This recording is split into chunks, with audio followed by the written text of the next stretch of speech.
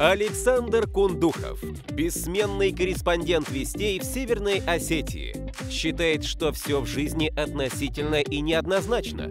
Уверен, что телевидение будет жить вечно. Если бы вы поймали золотую рыбку, какие 3 желания загадали бы? Для себя поймал золотую рыбку.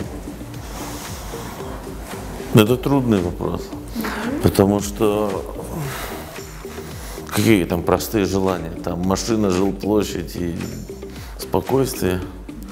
Может быть так. Я, наверное, не буду оригинальным.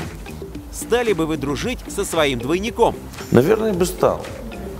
Мне кажется, что собеседник был бы неплохой, наверное. На что вам не хватает смелости? Внутри существующего моего мира, мне кажется, что смелости хватает на все. Иногда, наверное, не хватает сообразительности, чтобы в какой-то нужный момент эту смелость применить. Демократия или коммунизм? Да наплевать.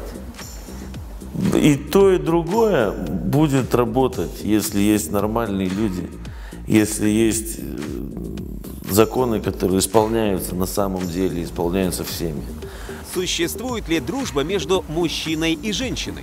Редко, скажем так, редко, но, наверное, есть. Ведущий в студии или корреспондент в поле?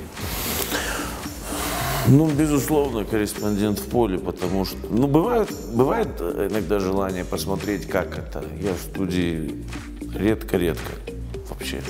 Я даже очень слабо себе представляю быт внутри, работу внутри студии. Битаров или Мамсуров? Безразлично. Человек выбирает не так. Битаров, Мамсуров. Мне не нравилось многое. Кое-что нравилось, когда был Мамсуров. То же самое и сейчас.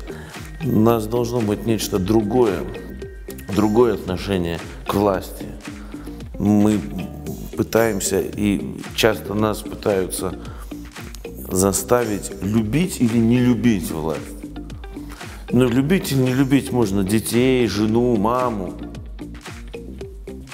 Власть, она дана для того, чтобы выполнять определенные функции, что-то делать.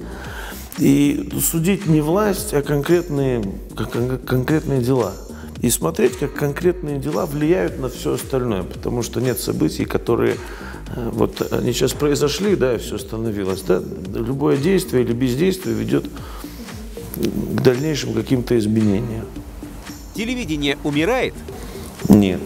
Более того, исследования, недавно проведенные в Соединенных Штатах, показали, что телевидение смотрят. Огромная часть, я не помню проценты, молодежи проводит у телевизоров больше времени, чем у своих телефонов.